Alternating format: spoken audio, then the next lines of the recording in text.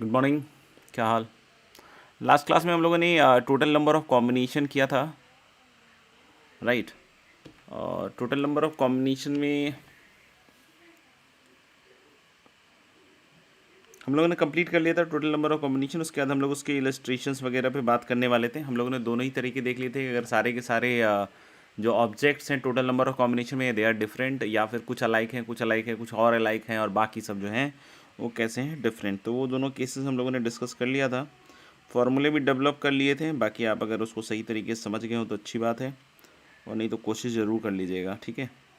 आगे हम लोग कुछ क्वेश्चन डिक्टेट करवा रहे हैं, बाकी आप लिखिए।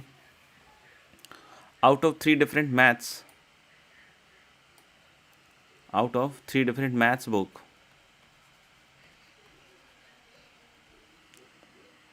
4 different physics books, out of 3 different maths book, 4 different physics books, and 5 different chemistry books, and 5 different chemistry books, and 5 different chemistry books. Comma देके लिखिएगा how many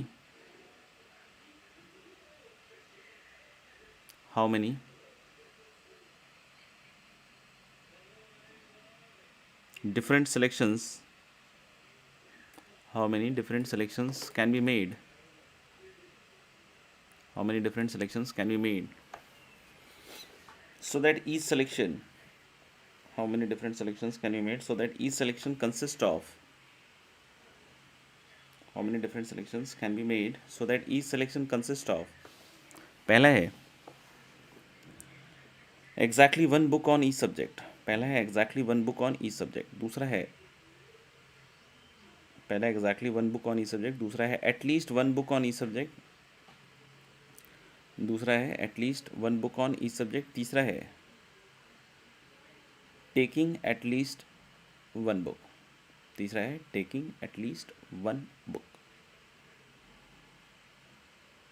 ठीक है, करिए सॉल्व आप, ठीक है, मैं बतलाता हूँ।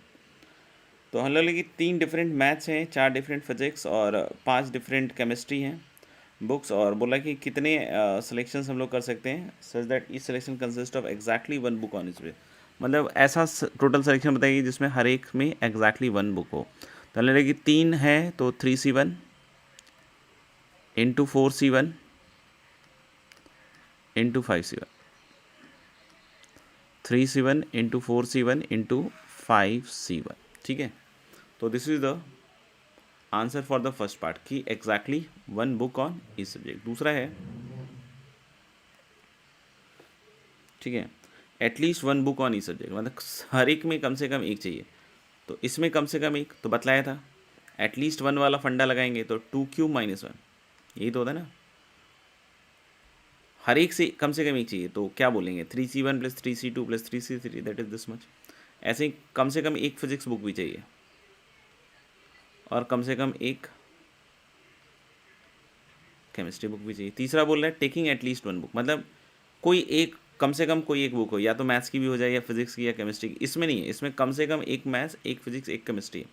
तो हमने बोला साहब कि 0 और मोर आउट ऑफ 3 मैथ्स, नहीं, 0 और more out of 4 physics, and 0 और मोर आउट ऑफ 5 केमिस्ट्री, और माइनस 0 और मोर, 0 और मोर बोल रहे हैं तो एक केस होगा जिसमें सब में 0 0 0 हो जाएगा, समझ में आएगा। एक तो ऐसे सोच सकते हैं, दूसरा ऐसे सोच सकते हैं कि सिंस अपन को पता है कि टोटल 12 किताबें हैं, सबके सब डिफरेंट हैं, तो डायरेक्टली आंसर इज 2⁻12 - 1। डायरेक्ट भी अपन इसको लिख सकते हैं, ठीक है। आगे बढ़ते हैं नेक्स्ट क्वेश्चन की तरफ। नेक्स्ट क्वेश्चन ऐसा है,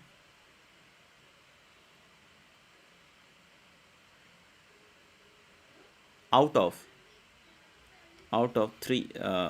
4 mangoes, 4 different mangoes, out of 4 different mangoes, 5 identical apples, 6 different guavas,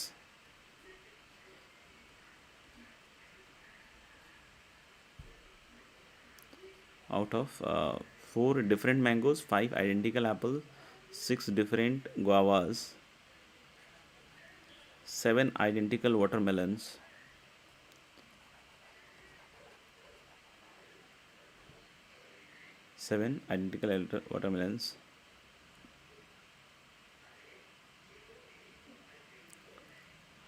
out of 4 different mangoes, 5 identical apples, 6 different guavas, 7 identical watermelons, और भी लिख सकते हैं, बाकी यहीं पे छोड़ दे रहे हैं, ठीक है ना.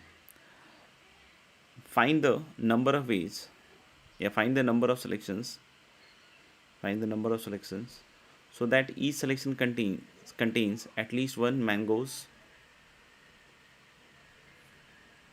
Find the number of selections so that each selection contains at least one mangoes, 2 apples and 3 guavas. At least लिखा हुआ है, ठीक है ना. Find the number of different selections such that each selection consists at least 1 mangoes, 2 apples and 3 guavas. मतलब हर एक selection में ये तो होना ही चाहिए, इसके अलावा तो और कुछ हो सकता है, ठीक है ना, नहीं भी हो सकता है, लेकिन इतना तो होना ही चाहिए हर एक सिलेक्शन. तो ऐसे कितने सिलेक्शन में करिए solve. I hope it is a very easy question. कम से कम एक मैंगो लेना है, ठीक है, तो इसका तो हमें दिख रहा है डिफरेंट है, तो 2 की पावर 4 -1 इनटू कम से कम 2 एप्पल लेना है, यानी 2 एप्पल ले सकते हैं, 3 एप्पल ले सकते हैं, 4 एप्पल ले सकते हैं और मैक्सिमम 5 एप्पल. तो 2 एप्पल लेने का भी एक ही तरीका है, 3 एप्पल लेने का भी एक ही तरीका है, 4 एप्पल लेने का भी एक ही तरीका है, 5 एप्पल लेने का भी एक ही तरीका है, यानी 2 4. इसके बारे में बोला कि कम से कम 3 गुआवास, और ये डिफरेंट है, ध्यान से सुन लेना. तो हम लोग को पता है कि NC1 6C1 62 63 एंड टिल 66, ये तो कम से कम एक है. तो अगर कम से कम 3 लेना है तो यही आएगा ना अपने पास. इसकी वैल्यू पता है इस पूरे की 2 की पावर 6 -1 है. अब इन दोनों को अगर मैं राइट साइड भेज देता हूँ, इन दोनों को राइट हैंड साइड भेज देता हूँ, तो मुझे तो इसी की वैल्यू आएगी ना 6. या तो मैं यहाँ पे लिख दूँ क्या 63 64 65 टिल 66, क्योंकि गुआवास आर डिस्टिंक्ट. या फिर मैं ऐसे लिख दूँ 2 की पावर 6 -1 तो था ही, और माइनस ये वाला टर्म भी हटा देते हैं 6, और माइनस 62 हटा दे. 62 मेरे ख्याल से 15 होता है, समझ में आ गया. तो 15 6 की 6 22, तो 2 की पावर 6 -22 लिख लो. और इनटू इस पे कोई रेस्ट्रिक्शन नहीं है वाटरमेलन्स पे. तो वाटरमेलन्स आप 0 या 0 से ज़्यादा ले सकते हैं. तो 7 वाटरमेलन है तो 0 आइडेंटिकल है, तो 7 या 7 से ज़्यादा लेने के कितने तरीके होंगे दोस्त? 8. तो बहुत ही बेसिक क्वेश्चन है, ठीक है ना. अगर समझ गए तो अच्छी बात है, इस तरह के आते भी हैं, देख लीजिएगा, लिख लीजिएगा. आगे बढ़ते हैं. अब क्या है, कुछ ऐसे सवाल होते हैं जिसमें कोई एक नंबर दे दिया जाता है और उसके डिवाइजर्स पूछे जाते हैं कि भाई उसके कितने ऑड डिवाइजर्स हैं, इवेंट डिवाइजर्स हैं, प्रॉपर डिवाइजर्स हैं, किसी पर्टिकुलर फॉर्म के डिवाइजर्स हैं, ठीक है ना. तो उस तरह के क्वेश्चंस को कैसे हैंडल करना है, तो मैं एग्जांपल तो किसी एक नंबर से लेकर कर देता हूँ, ठीक है ना. बाकी वो मोरलेस एक तरीके से फंडा ही होगा, तो फॉर्मूले की ज़रूरत नहीं होनी चाहिए. अगर आप समझ रहे हैं तो आप किसी भी नंबर के लिए उस चीज़ को अप्लाई कर सकते हो, बाकी आपकी इच्छा हो जैसे करना है. जैसे एक नंबर हम लोग ले रहे हैं 75600, ठीक है. कोई बोलता है इसके टोटल डिवाइजर कितने हैं, नहीं, तो मैं क्या कहूँगा आपको, सबसे पहले इसका प्राइम फैक्टराइजेशन कर लें. प्राइम फैक्टराइजेशन वही जो हम लोग बचपन में करते थे, 2 से डिवाइड किया, ठीक है ना. उसमें तो छोटे छोटे नंबरों का करते थे, अब बड़े नंबर आ रहे हैं थोड़े से, ठीक है ना. तो आप इसका प्राइम फैक्टराइजेशन कर लीजिएगा, और मैं जो लिख रहा हूँ शायद वही आएगा आपका इसका prime factorization. This will be hopefully 2 की पावर 4 3 क्यूब 5 स्क्वायर इंटू 7 की पावर 1. 75600, इसका प्राइम फैक्टराइजेशन करोगे तो यही आ जाएगा 2 की पावर 4 3 क्यूब 5 स्क्वायर 7 की पावर 1. अब कोई पूछता है कि what is the number of divisors, देख लेना, सिर्फ प्राइम फैक्टराइजेशन करना, उसके बाद जो मैं बोल रहा हूँ वैसे ही करना है आपको. अगर कोई पूछता है what is the number of divisors, पहला पार्ट, तो हमने कहा साहब कि अगर इसका नंबर ऑफ डिवाइजर निकालना है तो उसका डिवाइजर किस फॉर्मेट का होगा इस नंबर का, this must be of this format. अब इसमें 11 13 तो आना नहीं है, क्योंकि अगर इसके डिवाइजर्स की हम बात कर रहे हैं 75600, तो जो प्राइम्स इन्वॉल्व है वही प्राइम के टर्म में उसका डिवाइजर भी होगा, ठीक है ना। अब जैसे अगर हम लोग बोलें, समझना ध्यान से, कि जैसे अगर 2 की पावर 4 है, तो जैसे अगर मान लीजिए 2 की पावर 4 है, तो उसका जो डिवाइजर होगा उसमें 2 की पावर a है मान लीजिए, तो ये ए क्या क्या वैल्यूज ले सकता है, तो मेरे हिसाब से ए की ये वैल्यूज हो सकती हैं 0 1 2 3 4। अब बोलोगे सर 5 क्यों नहीं लिया, अरे 5 लिया बेटा तो डिवाइजर तो हो नहीं पाएगा ना, क्योंकि डिवाइड करना पड़ेगा। 2 की पावर a, 3 की पावर 20, 5 की पावर c, 7 की पावर d को उसको डिवाइड करना है, तो a की मैक्सिमम वैल्यू 4 ही हो सकती है। 4 से ऊपर जाएगा तो डिवाइड नहीं हुआ, क्योंकि इंटीजर तो बनाएगा नहीं फिर, ठीक है ना। तो हमने a की वैल्यू 0 1 2 3 4 5 1 2 3 4, यानी a को सेलेक्ट करने के कितने रास्ते होंगे, a को सेलेक्ट करने के 4 रास्ते होंगे, सॉरी 5 रास्ते होंगे। b को सेलेक्ट करने के रास्ते कितने होंगे, तो b भी 0 से लेकर 3 तक हो सकता है। c के लिए कोई बोले सर 0 1 2, डी के लिए कोई बोले तो 0 और 1। तो ये पॉसिबल चॉइसेस है। अब आपने मान लीजिए कि ए को 1 ले लिया, बी को 1 ले लिया, सी को 0 और डी को 1 ले लिया, तो a1 b1 c0 d1 is going to be one of the divisor of this number. a4 ले लिया, b3 ले लिया, c1 ले लिया और d0 ले लिया, one of the divisor of this number. यानी अब आप कितनी तरीके से सिलेक्ट कर सकते हो टोटल डिवाइजर। तो हमने बोला भैया कि a को सिलेक्ट करने के 5 रास्ते, b को 4, c को 3 और d को 2। तो आपको बोले सर कि इसमें 0 वाला जो है वो हटा दीजिए। अरे 0 वाला काहे हटा देंगे, 0 वाला अगर सब हो जाए, ए बी सी डी सब 0 हो जाए, तो यानी इसका डिवाइजर कौन हुआ, 1 हुआ। क्योंकि ए बी सी डी अगर सबके सब 0 हो गए तो इसको हटाने की जरूरत नहीं है ना, क्योंकि 1 भी तो इसका एक डिवाइजर है ना, तो इसलिए इसमें माइनस माइनस कुछ भी नहीं होगा। तो ए को सेलेक्ट करने का रास्ता हो गया 5, बी को सिलेक्ट करने का रास्ता हो गया 4, सी को सिलेक्ट करने का रास्ता हो गया 3 और डी को सिलेक्ट करने का रास्ता हो गया 2। यानी कि हम लोग टोटल डिवाइजर इस नंबर के कितने आ जाएंगे, ये। अगर कोई नॉर्मल कोई नेचुरल नंबर होता है और मान लीजिए कि प्राइम्स के टर्म में ऐसा होता, मैं ऐसे ही लिख दे रहा हूँ। अब P1 P2 और ये सब जो है ये सब प्राइम्स है, तो अब कोई पूछे n का डिवाइजर, तो आपको मैंने समझा दिया ना कि a की वैल्यू 0 से लेकर वहां तक जाएगी 4 तक, तो यानी कि ये अल्फा 1 क्या आएगा, 0 से लेकर अल्फा 1, यानी कि what is the number of divisor of n, that will be like this, alpha 1 + 1, alpha 2 + 1, इस तरीके से आ जाएगा। तो इसीलिए मैं फॉर्मूला नहीं लिख रहा हूँ, आप समझिएगा कि ये चीज़ हर एक के लिए हम अप्लाई कर सकते हैं। बस आपको इसका बेसिक कॉन्सेप्ट पकड़ लेना है। समझ में आ गया कि कॉन्सेप्ट पकड़ोगे तभी है, नहीं तो फिर फॉर्मूला तो आप कोई भी लगा दो, ठीक है ना, क्वेश्चन चेंज हुआ गए आप, ठीक है ना। तो हम लोग बोल सकते हैं कि मान लो P1 P2 ये सब प्राइम्स हैं, राइट, P1 P2 ये सब कैसे हैं, प्राइम्स हैं, और उसके एक्सपोनेंट्स हैं alpha 1 alpha 2 and so on. समझ में आ गया। तो what is the total number of divisor, it can be written like this. Second एक पूछता है नंबर ऑफ प्रॉपर डिवाइजर। तो मेरा सुनने से पहले आप खुद का कैलकुलेट जरूर कर लें जो भी मैं बोल रहा हूँ। जैसे मैंने ये खत्म किया तो आप खुद से कैलकुलेट कर लें, फिर आगे बढ़ाएं वीडियो को। नंबर ऑफ प्रॉपर डिवाइजर,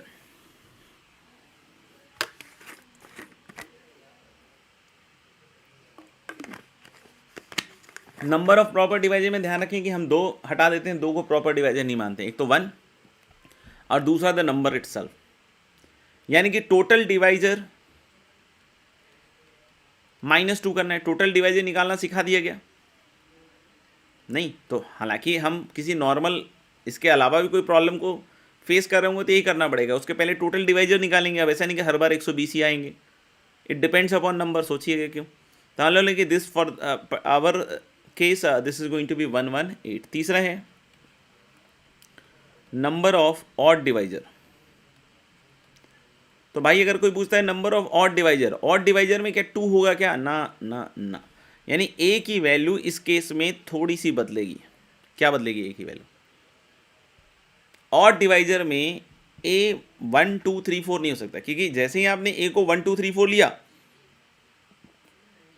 सोचो इवेंट डिवाइजर हो जाएगा ना। मान लो a तुमने 1 सेलेक्ट किया, मान लो तुमने a 1 सेलेक्ट किया, तो 2 की पावर 1 तो उसके साथ अटैच हो गया ना भाई, 2 की पावर 1 क्या हो गया, उसके साथ अटैच हो गया। अगर 2 की पावर 1 अटैच हो गया है तो क्या वो डिवाइजर ऑड हुआ, नहीं। तो हम लोग कि अगर वो डिवाइजर ऑड नहीं हुआ तो हम लोग बोल सकते हैं क्या कि अगर टोटल नंबर ऑफ डिवाइजर अगर मेरे को लिखना है, ये क्या होगा,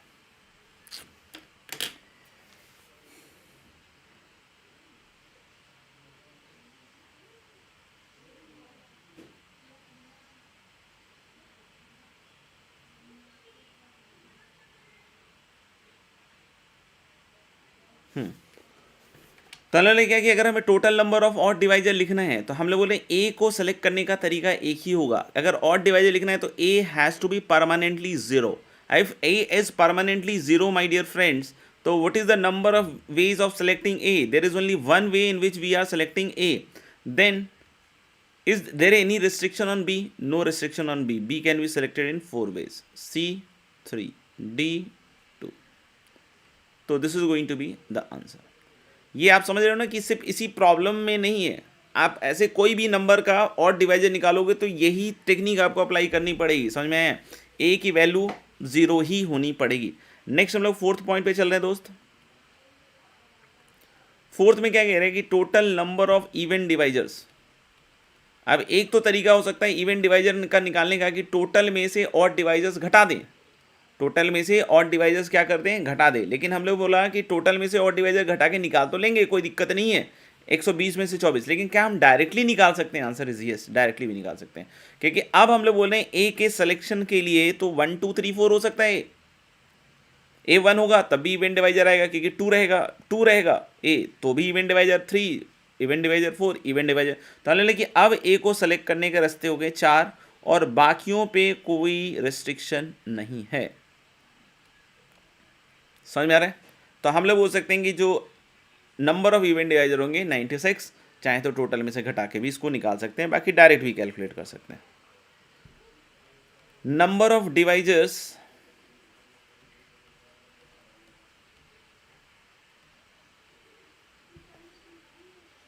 divisible by 5।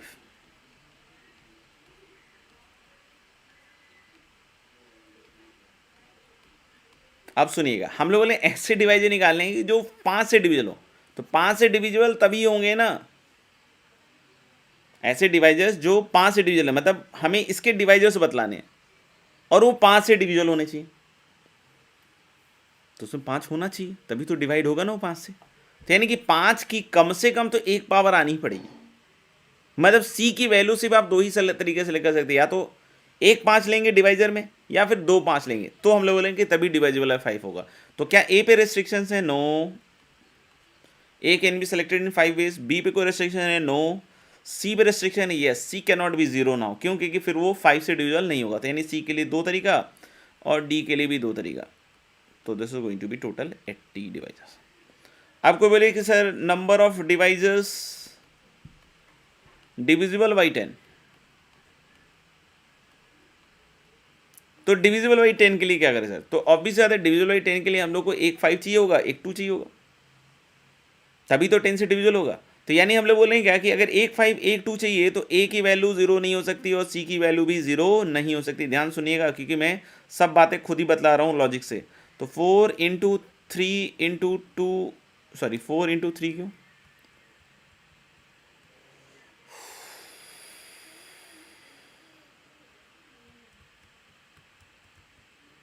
4 into 4 into 2 into 2, 64। Then is total number of devices of the form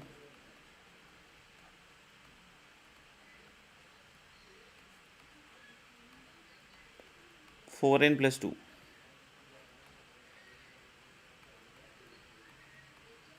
n is a natural number. Total number of devices of the form 4n plus 2। इसको सोचिए थोड़ा।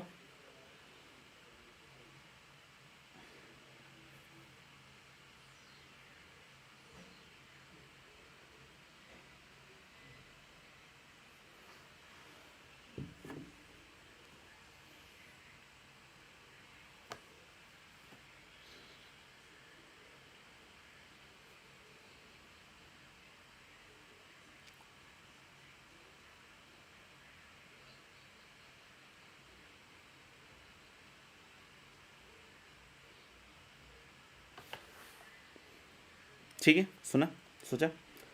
तो अब देखना इसमें क्या है कि total number of devices of the form, अगर अभी तक नहीं सोचा तो आप सोच लीजिए आराम से, कोई दिक्कत नहीं। Of the form 4n plus 2 का मतलब क्या हुआ? कैसे आपने लिखा 6, तो 6 is the divisor of the form 4n plus 2, no problem.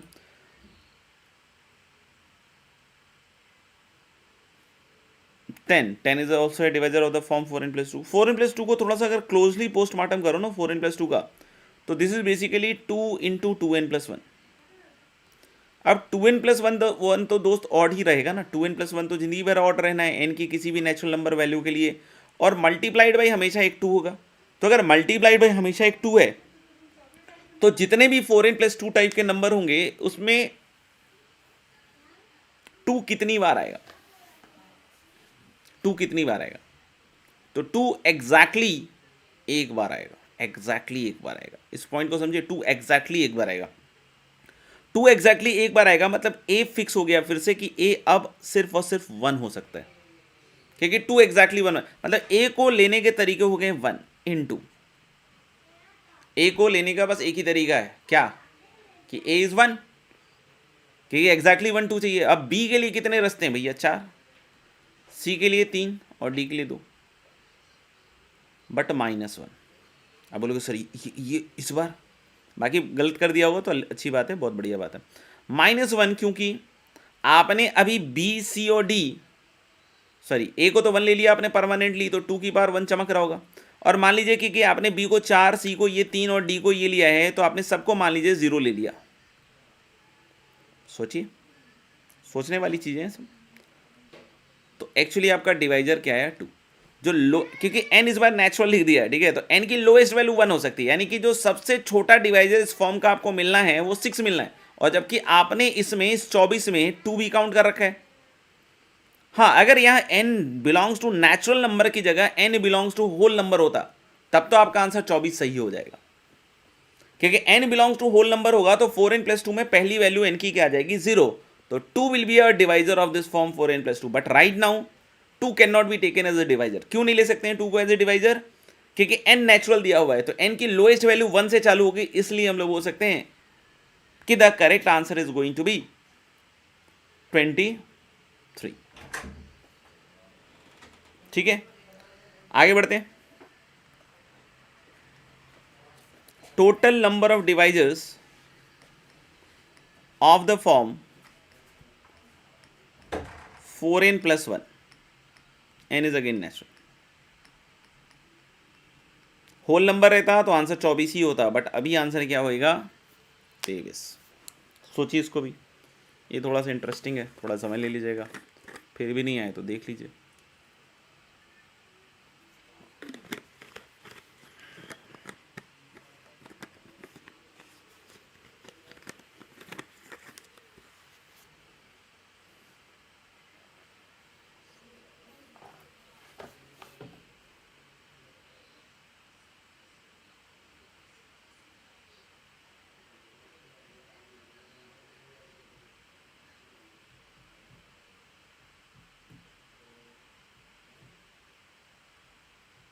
ठीक है, करूँगा।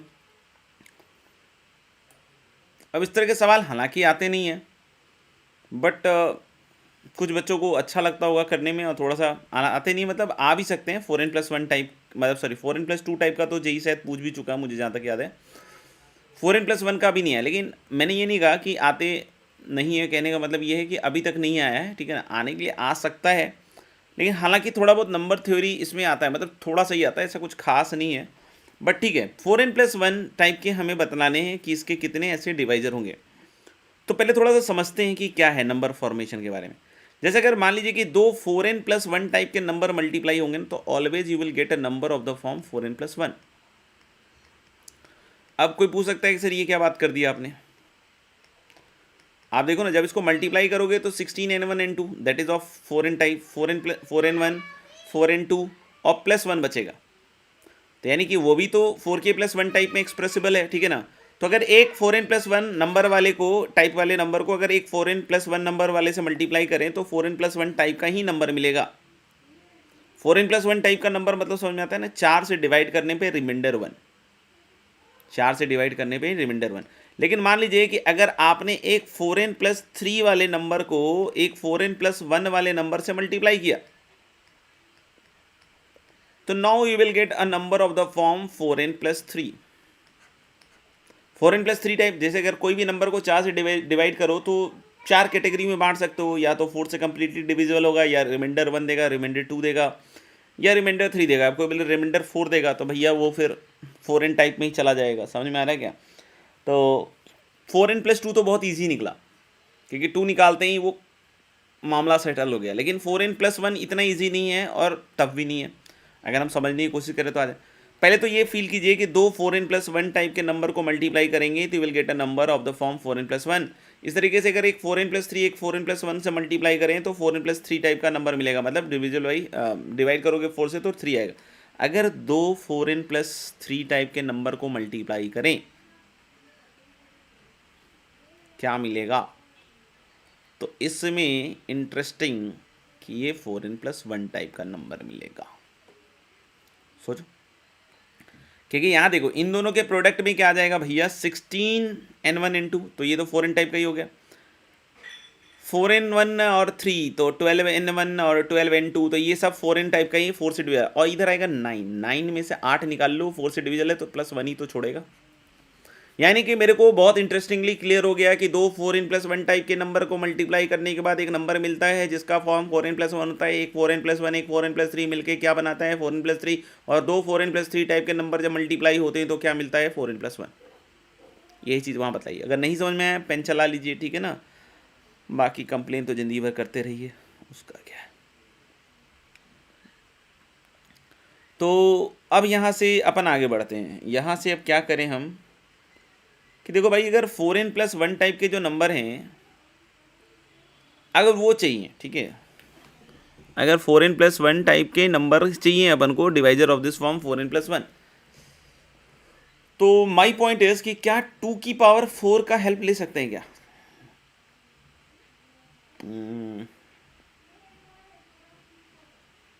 नहीं, 2 लेते ही रायता फैल जाएगा, 4n+1 टाइप का तो नंबर ही नहीं आएगा। तो यानी a की वैल्यू तो परमानेंटली क्या हो गई दोस्त, 0। a की वैल्यू परमानेंटली क्या हो गई, 0।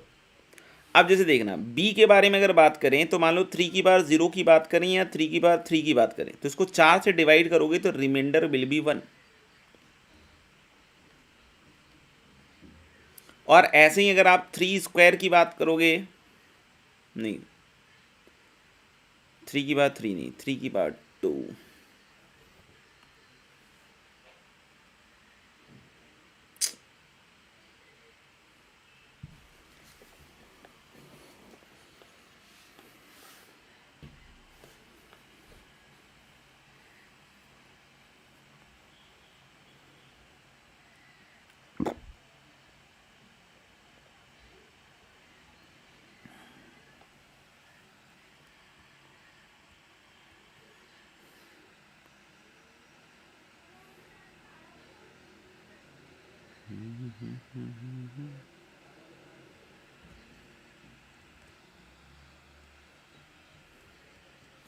समझिएगा। हमने क्या कहा साहब कि अगर हम 3 की बार 0 और 3 स्क्वायर टाइप के नंबर्स लेते हैं, मान लीजिए, ठीक है, 3 की बार 0 और 3 स्क्वायर टाइप के नंबर लेंगे तो ये किस तरह का रिमाइंडर देगा, क्योंकि हम लोग 3 क्यूब तक ही जा रहे हैं ना अपन।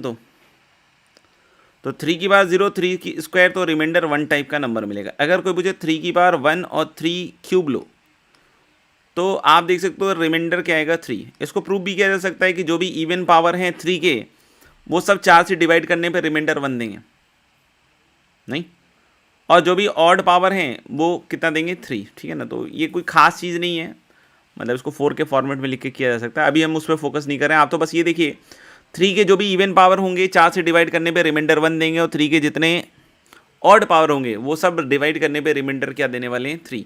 5 की बात करें तो 5 की बार 0 हो, चाहे 5 की बार 1 हो, चाहे 5 की बार 2 हो, सबके सब 4 से डिवाइड करने पे रिमाइंडर 1 देंगे। और जो 7 की बार 0 है वो तो रिमाइंडर 1 देगा, और 7 की पावर 1 क्या देगा, रिमाइंडर 3। तो अगर मेरे को 4n+1 टाइप का नंबर चाहिए तो सुनना ध्यान से, इससे तो हमेशा 4n+1 ही मिलेगा, क्योंकि आप देखो यहाँ पे क्या कर रहोगे कि इसमें से तो कोई हमको कंट्रीब्यूशन चाहिए ही नहीं है, घर पे बैठ भाई तू, ठीक है ना।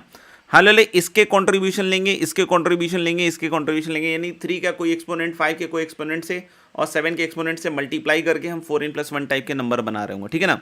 और ये कहानी जो मैंने अभी बताई कि 2 4n+1 वाला 4n+1 देगा प्रोडक्ट, और एक 4n+1 4n+3 4n+3 देगा, और 2 4n+3 वाले 4n+1 देंगे। तो देखना इससे अगर मैं इससे हमेशा ध्यान रखना, इससे कोई भी पावर उठाओगे 5 से तो ये हमेशा 4n+1 टाइप का आएगा। तो मैंने क्या कहा कि इसका 4n+1 उठा लो और इसका भी 4n+1 उठा लो। तो यानी कि मैं क्या कह रहा हूं कि इसका 4n+1 उठा लिया मैंने, इसका देखो हमेशा 4n+1 टाइप का ही नंबर मिलेगा, 5 का कोई भी एक्सपोनेंट। इसका अगर हमने 4n+1 उठा लिया मतलब कौन सा, इवन पावर वाला उठा लिया, और इसका भी 4n+1 उठा लिया, तो तीनों का प्रोडक्ट 4n+1 टाइप का आएगा। ये बात समझ में आती है क्या? बहुत इजीली, वेरी गुड। तो हम लोग बोलेंगे क्या कि इसमें 4n+1 टाइप वाले में कौन कौन से एक्सपोनेंट अवेलेबल हैं, 3 की पावर 0, 3 की पावर 2, मतलब ए को सेलेक्ट करने के, सॉरी बी को सेलेक्ट करने के 2 रास्ते, सी को सेलेक्ट करने का अभी भी 3 रास्ता, और डी को सेलेक्ट करने का, डी को सेलेक्ट करने का 1 रास्ता, और प्लस, ये समझ में आ गया। ये 2 4n+1 और 5 का तो कोई भी एक्सपोनेंट 4n+1 टाइप का ही है।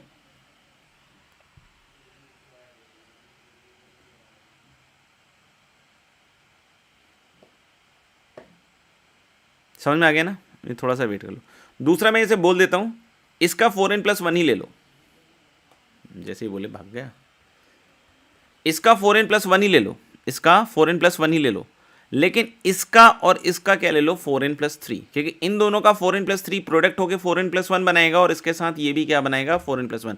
आराम से बैठ के एक एक चीज़ जो बोली जा रही है उसको लिख लिख कर ऑब्जर्व कीजिए, ठीक है ना। बैठ के बस ये कहिएगा कि नहीं समझ में आया, तो IIT अगर आपको इतनी आसान लग रही है तो फिर अलग बात है, और जिसको समझ में आ रहा है नॉट ए प्रॉब्लम, IIT इतनी ही आसान है।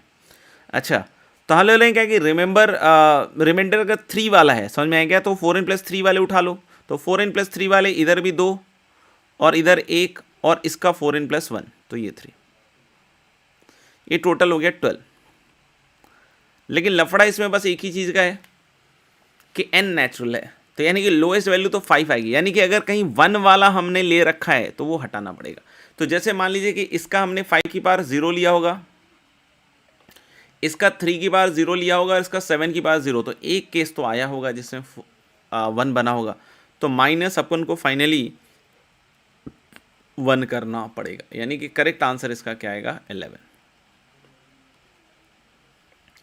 करेक्ट आंसर इसका क्या आएगा, 11। बिल्कुल सिंपल तरीके से बतलाया गया है, एकदम मल्टीप्लाई कर करके दिखाया। अब इससे ज़्यादा तो क्या कर सकते हैं, और भी किसी में अप्लाई कर सकते हो, ठीक है। तो यही है मोटा मोटी, बाकी देख सकते हैं आप। आगे बढ़ते हैं अब।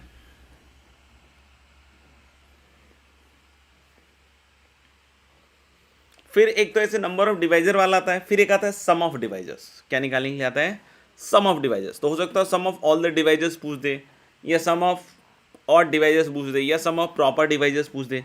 तो कुछ भी अगर इस तरह की चीज़ पूछी जा रही है तो आप उसको बहुत ईजिली टैकल कर सकते हैं, ठीक है। तो हम लोग एक एक करके उसको देखते जाते हैं कि सम ऑफ डिवाइजर्स में किस तरीके से हैंडल करना है, ठीक है।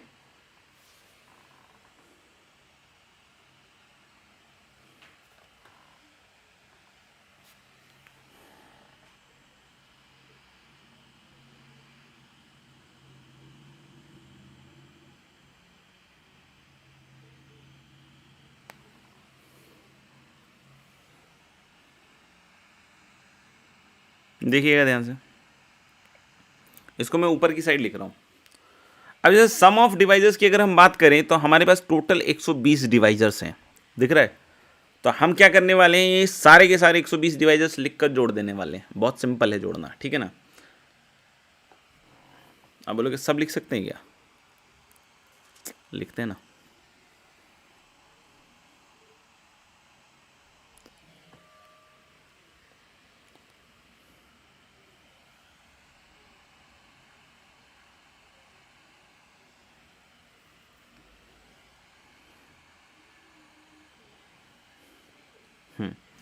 तो अब हम बात कर रहे हैं सम ऑफ डिवाइजर्स। तो समझिएगा ध्यान से, अगर कोई बोल रहा है सम ऑफ डिवाइजर्स में तो 120 डिवाइजर थे, मैं कह रहा हूँ कि सबको लिख देते हैं। जैसे हम लोग को पता है कि ए की वैल्यू 0 1 2 3 4 हो सकती है, तो एक 2 का ब्रैकेट बनाएंगे जिसमें हम सारे एक्सपोनेंट्स लिखेंगे लाइक दिस, क्योंकि यही डिवाइजर्स पॉसिबल थे।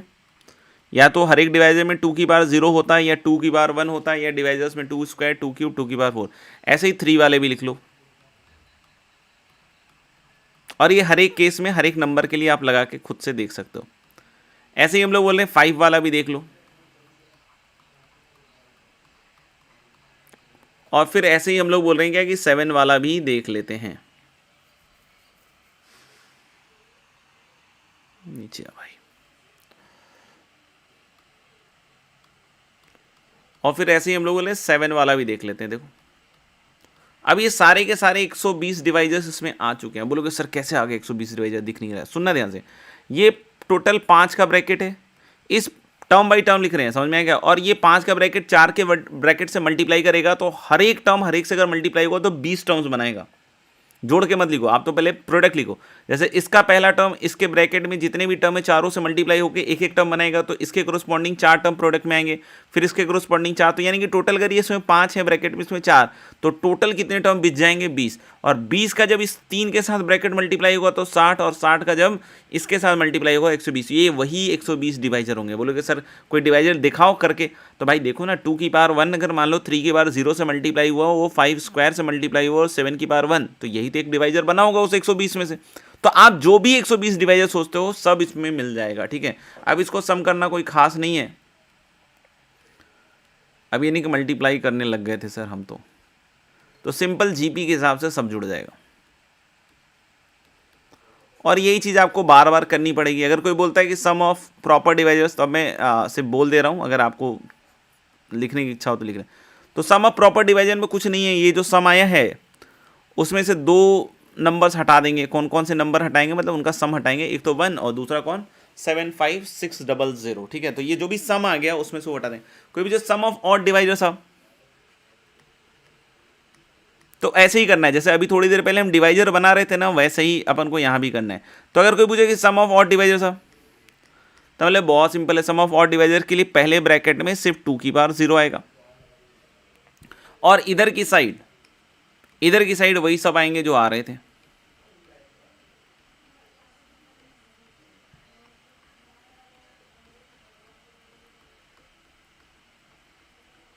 और ये आएगा।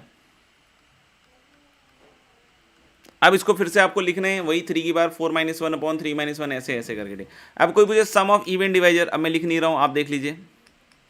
तो या तो एक चीज़ कीजिए कि आप इसमें सिर्फ ये रख लीजिए और 2 की बार 0 को हटा दीजिए, या सम टोटल डिवाइजर का पता है इसमें से ये हटा दीजिए। तो डायरेक्टली निकालना सीखो। और तो क्या है, 2 की बार 0 वाले को हटा दो, तो पहला ब्रैकेट क्या आएगा, 2 की बार 1 + 2 स्क्वायर 2 क्यूब 2 की बार 4। तो इस तरीके से ये पहला ब्रैकेट आ जाएगा, और बाकी जो है जस्ट के तस रहेंगे।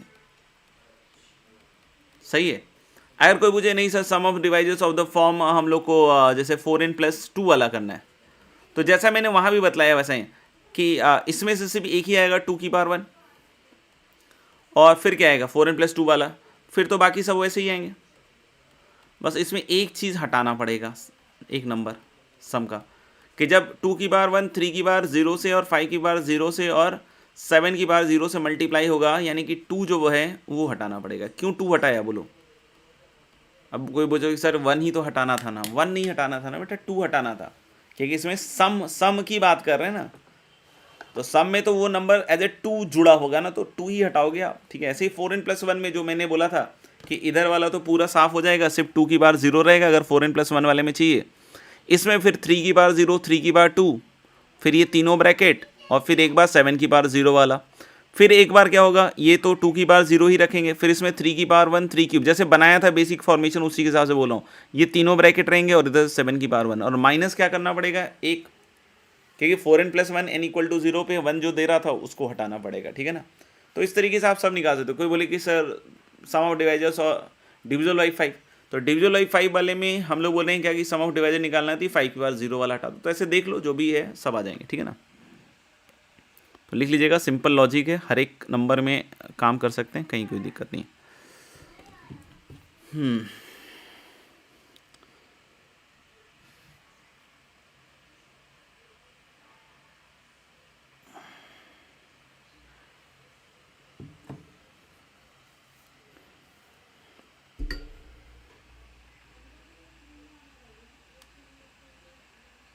ठीक है। नेक्स्ट जो अपन देख रहे हैं इस n के बारे में देख रहे हैं।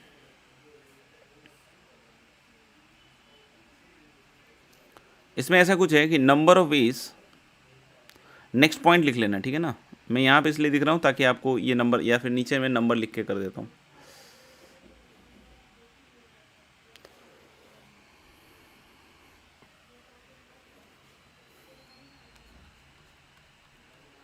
जैसे ये था,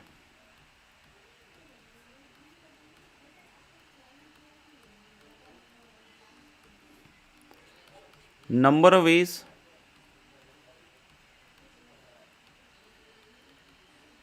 in which capital N can be resolved, मतलब इस n को रिजॉल्व कर रहे हैं as product of two devices. Number of ways in which capital N can be resolve as product of two devices. जैसे n है आपका 75600, 2 की पावर 4 3 क्यूब 5 स्क्वायर 7 की पावर 1, और हम लोग बोल रहे हैं कि n को इस तरीके से रिजॉल्व करना है such that it is product of two devices, right, and this is the number, right. तो आप ऐसे सोचो ना कि अगर हम इसके डिवाइजर्स को बढ़ते हुए क्रम में लिखें, या फिर एक नंबर पहले ले लेते हैं, जैसे मान लो 225 है, 3 स्क्वायर 5 स्क्वायर, ये क्या हो गया,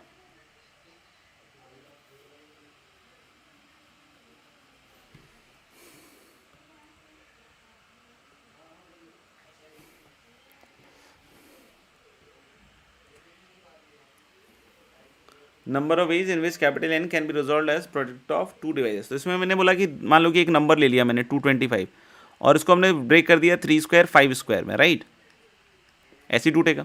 तो छोटे से बड़े में लिखते हैं, तो सबसे छोटा डिवाइजर 1 होगा, फिर कौन होगा 3, फिर कौन होगा 5, फिर एक 9 आएगा, शायद एक 15 भी आएगा, फिर एक 45 भी आएगा शायद, फिर एक 75 भी आएगा, ऐसे ही लग रहा है,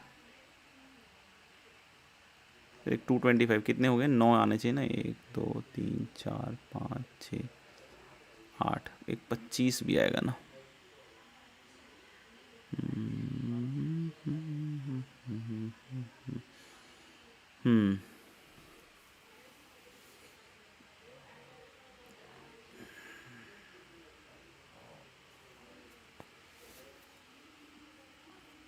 तो n को रिजॉल्व करना है product of two divisors such that कि उन दोनों डिवाइजर का प्रोडक्ट n आए।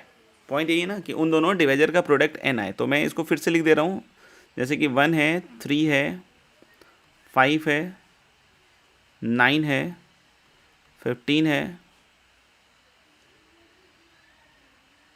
फिर 25 भी है, फिर 45 भी है, हाँ अब आ गया तू, 75 भी है और 225 भी है, ये 9 है। तो 1 वाला तो 225 के साथ प्रोडक्ट होगा तभी 225 बनेगा, 3 वाला 75 के साथ, 5 वाला 45 के साथ, 9 वाला 25 के साथ, और 15 वाले को हम ऐसे लिख सकते हैं 15 इंटू 15 लिख सकते हैं ना, 15 इंटू 15, क्योंकि ये दोनों ही डिवाइजर हैं और इसका प्रोडक्ट 225। तो number of ways in which n can be resolve as product of two divisors. तो इसमें हम लोग बोल सकते हैं दो चीज़ें कि let number of divisor be x। तो अगर हमने नंबर ऑफ डिवाइजर दोस्त x मान रखा है, ठीक है ना, और पहला केस ले रहे हैं x इज इवन, और दूसरा केस ले रहे हैं x इज ऑड। तो सोचो ना, x अगर इवन है, x इवन है मतलब नंबर ऑफ डिवाइजर्स इवन है, तो पहला वाला लास्ट वाले से, सेकेंड वाला सेकेंड लास्ट वाले से, ऐसे सब पेयर अप हो जाएंगे, क्योंकि इवन है तो आधे बढ़ जाएंगे। यानी कि इस केस में number of ways in which n can be resolve as product of two divisor, the answer will be x/2। कब? When x is even. लेकिन मान लो x ऑड है, तो x ऑड है तो पहले सोचना सारे पेयर अप नहीं होंगे। तो मैं क्या कह रहा हूं कि जो नंबर ऑफ डिवाइजर अगर x है तो पहले तो x में से एक घटा दो बीच वाला, जो बीचों बीच आएगा, क्योंकि एक बीच में छूटेगा, और उसका आधा कर दो, क्योंकि x अगर ऑड है तो x माइनस वन इवन हो गया, उसका आधा तो हो ही जाएगा, फिर एक बीच वाला बच जाएगा तो +1 कर देंगे। यानी कि जब ऑड होगा तो what is the number of ways in which n can be resolved as product of two divisors, the answer is x minus one by 2 + 1 where x is the number of odd divisors. अगर even है तो directly answer क्या आएगा, x/2, और अगर हम लोग बोल रहे हैं ऑड है तो यहाँ से सम निकालोगे तो that is going to be what, x + 1/2, मेरे ख्याल से तो ठीक है। अगला एक दे देते हैं, आप इसको सोचिएगा। नंबर ऑफ वेज इन विच, मैं बोल देता हूँ, आप लिख के देखिए। Number of ways in which n can be resolve, number of ways in which n can be resolved,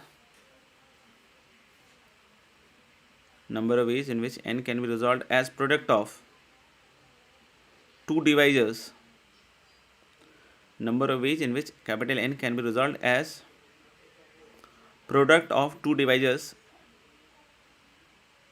as product of two divisors which are relatively prime, number of ways in which n can be resolved as product of two divisors which are relatively prime।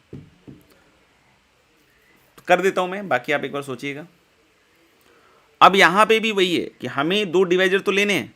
जैसे मान लो कि कोई बोले 1 और 225, तो इस case के लिए चलेगा, क्यों, क्योंकि बोला number of ways in which capital N can be resolved as product of two divisor which are relatively prime. Relatively prime का मतलब उनका SCF क्या होना चाहिए, 1। तो 1 और 225 तो चलेगा, लेकिन 3 और 75 नहीं चलेगा, क्योंकि ये क्वेश्चन 225 पे पूछा जाए कि find the number of ways in which 225 can be resolved as product of two divisors which are relatively prime, ठीक है। तो 3 और 75 नहीं चलेगा, क्योंकि इसका SCF 3 हो गया। तो अब हम क्या करें, सुनना ध्यान से। तो हमने जैसे अभी लिखा था ना, 2 की power 4, 5 cube, 7 square, sorry 3 cube, 5 square और 7 की पावर 1, ऐसा ही था। तो सोचना एक चीज़, अगर रिलेटिवली प्राइम चीज़, जैसे मान लो कि दो डिवाइजर हैं, डिवाइजर 1 डिवाइजर 2 ऐसा करके मानते हैं, तो ये 2 की पावर 4 अगर इनमें कुछ कुछ बटा तो उसका SCF तो 1 नहीं रहेगा ना।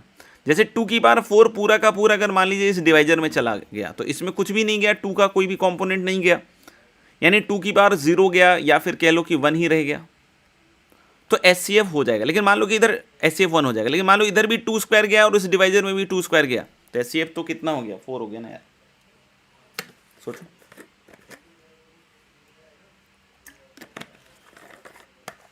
तो इसलिए ऐसे नहीं टूटेगा, यानी ये ग्रुप या तो पहले डिवाइजर में जाएगा या फिर दूसरे डिवाइजर में जाएगा, दोनों में कुछ बट के नहीं जाएगा। तो इसको देने के तरीके हो गए 2। फिर इसी तरीके से 3 क्यूब भी बटेगा नहीं, या तो 3 क्यूब डिवाइजर 1 के पास जाएगा या डिवाइजर 2 के पास जाएगा। तो इसके भी 2 तरीके, इसके भी 2 तरीके और इसके भी 2 तरीके। तो आंसर क्या, 2 की पावर 4 अपॉन 2 होगा। अब बोलोगे अपॉन 2 क्यों कर दिया सर।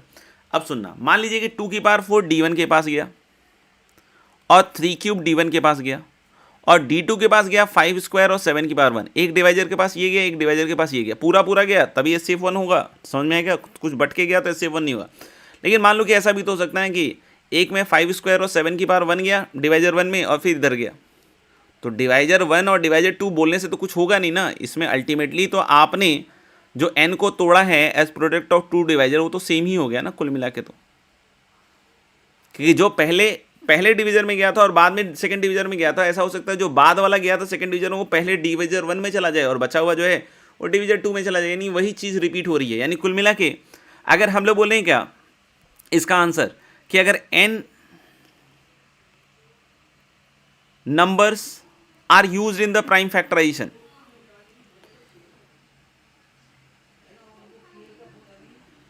सुनना,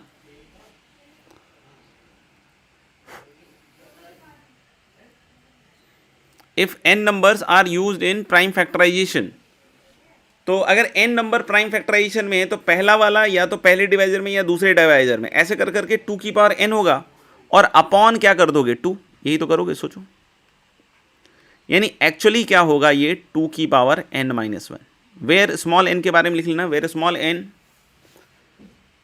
n is the number of primes,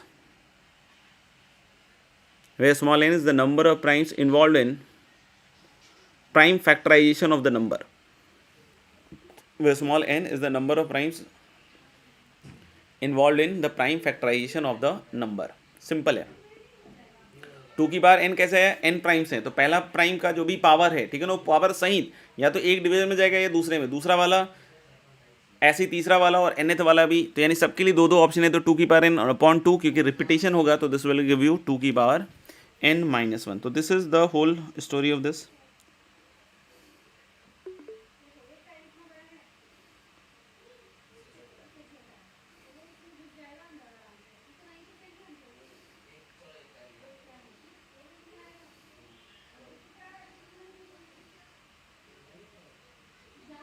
ठीक है, बाकी हम लोग बोल रहे हैं ये होमवर्क में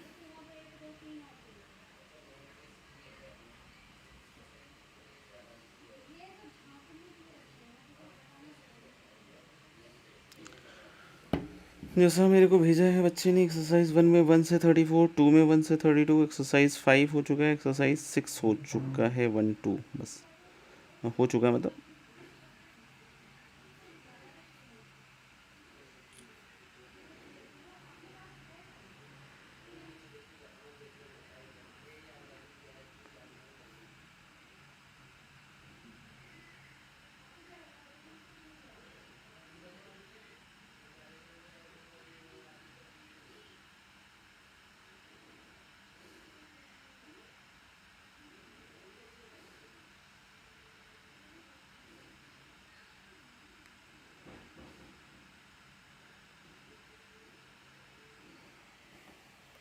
और एक्सरसाइज 1 में फिर आप लिख सकते हैं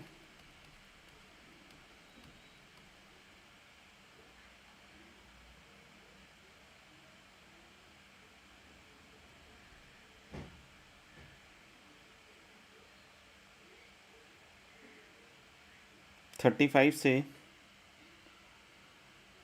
43,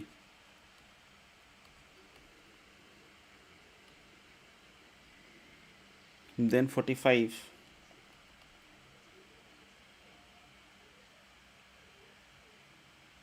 and then 47,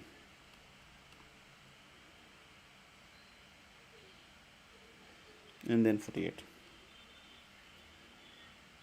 and then 50.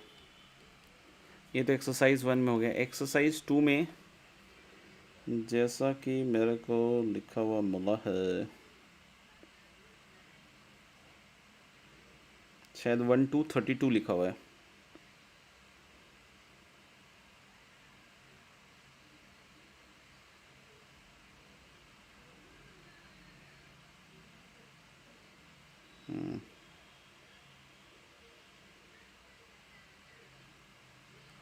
Exercise 3 में दे देते हैं.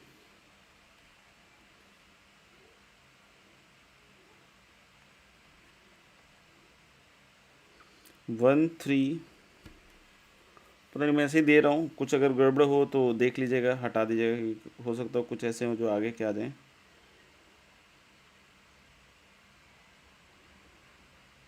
1 3 4 6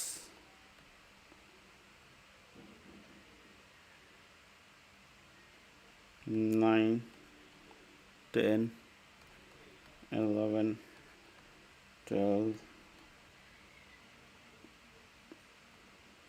13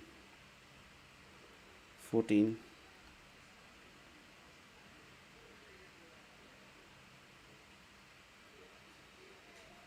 15 to 20, मतलब मैंने दे दिया ऐसे रैंडमली, आप देख लीजिएगा एक बार करके. ये कुछ फंस रहा हो ज़्यादा तो छोड़ दीजिएगा, और तो क्या. चलिए फिर मिलते हैं.